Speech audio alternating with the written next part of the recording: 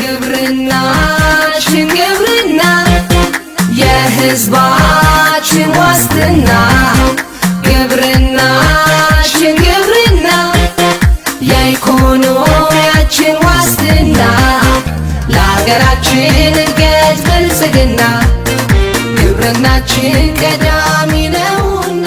ከድህነት በጣም ማውጣት ያለብን ብዙ ዜጎች አሉ።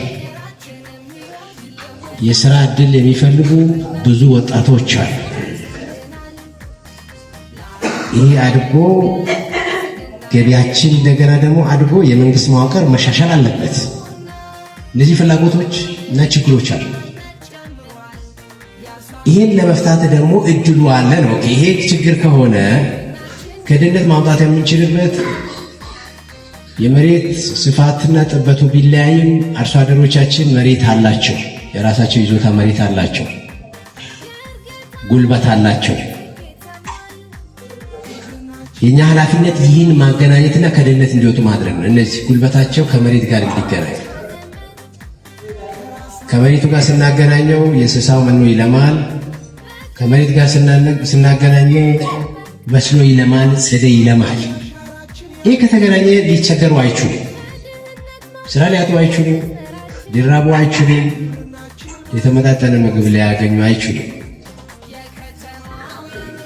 ከድህነት ውስጥ ያሉ አርሶ አደሮች ቁጥራቸው በጣም ከፍተኛ ነው። ይህን ከዚህ ችግር ለማውጣት መስራት አለብን። ሊቆጨን ይገባል።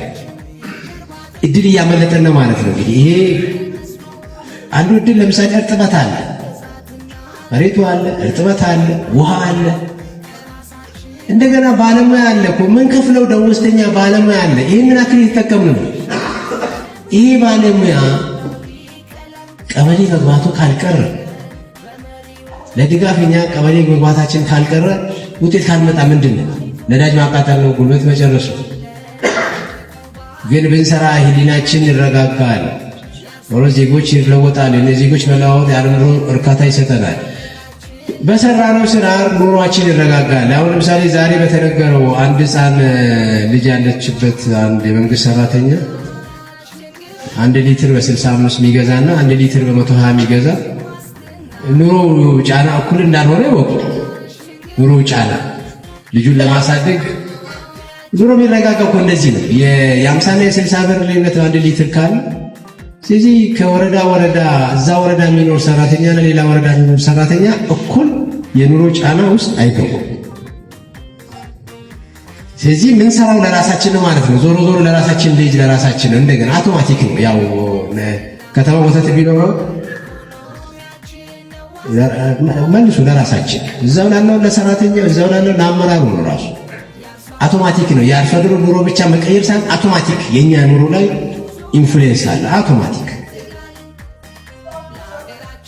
ስለዚህ መልፋታችን ካልቀረ ይሄን እድል እንዳናጣ ግን ዜጎች እንዲለወጡና በኋላ የተረጋጋ ህይወት እንዲኖሩ እኛም በመንፈስ እንድንረጋጋ የሚያደርገን ትልቅ ስራ ነው። ስለዚህ ለምንድን ነው የምንለፋው ስንል አርሶ አደራችን የተሻለ ኑሮ እንዲኖር፣ ገቢያችን እንዲያድግ፣ እኛ በሰራነው ማህበረሰብ በተለወጠው ደግሞ እንደ መሪ እንደ ባለሙያ የመንፈስ እርካታ ይኖራል። አጠቃላይ ደግሞ በተለወጠ ቁጥር ደግሞ እኛ እንጠቀማለን የሚለው ነገር በደንብ ማሳዝ ያስፈልጋል።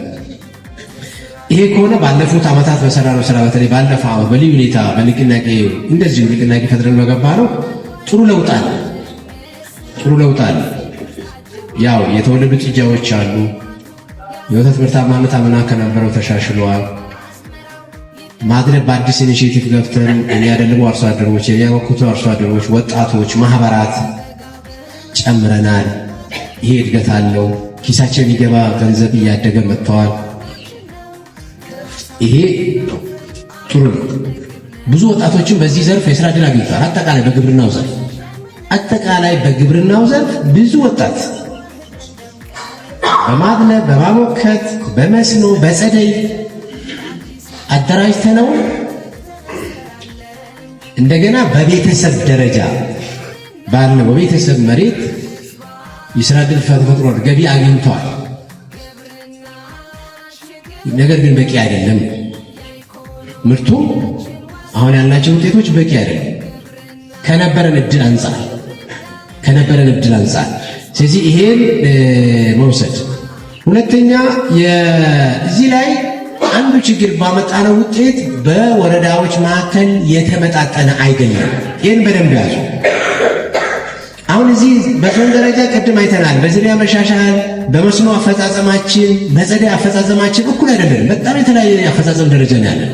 ይህን ካል ሌማት ትሩፋት ላይ በዘርፎቹ ስናይ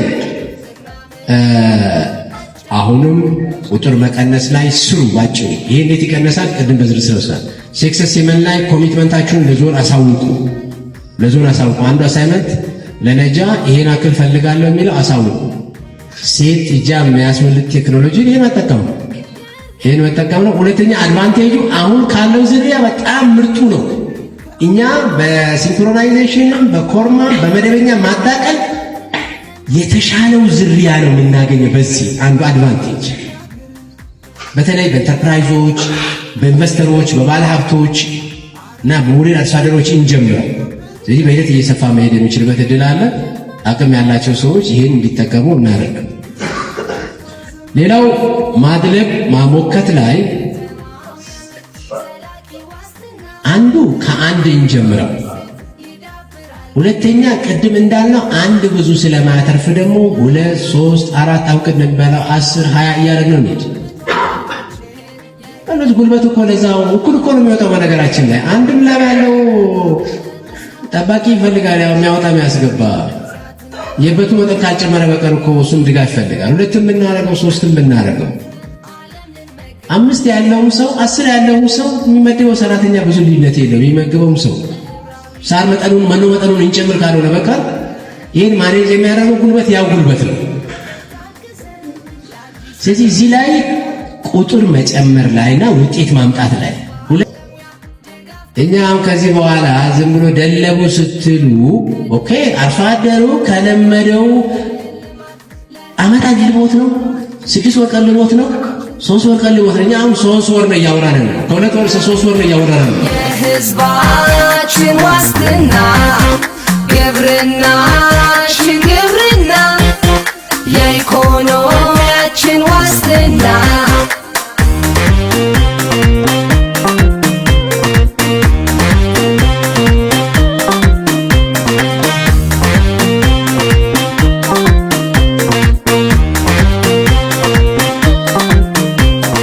ለሀገራችን እድገት ብልጽግና ለኢኮኖሚያችን ነው ዋስትና። ምርትና ምርታማነት ጨምሯል፣ የአርሶ አደራችንም ሕይወት ይለወጣል። በለውጥ ጉዞ ብዙ ስኬት ይቀጥላል። ለሀገራችን እድገት ብልጽግና ለኢኮኖሚያችን ነው ዋስትና። ምርትና ምርታማነት ጨምሯል፣ የአርሶ አደራችንም ሕይወት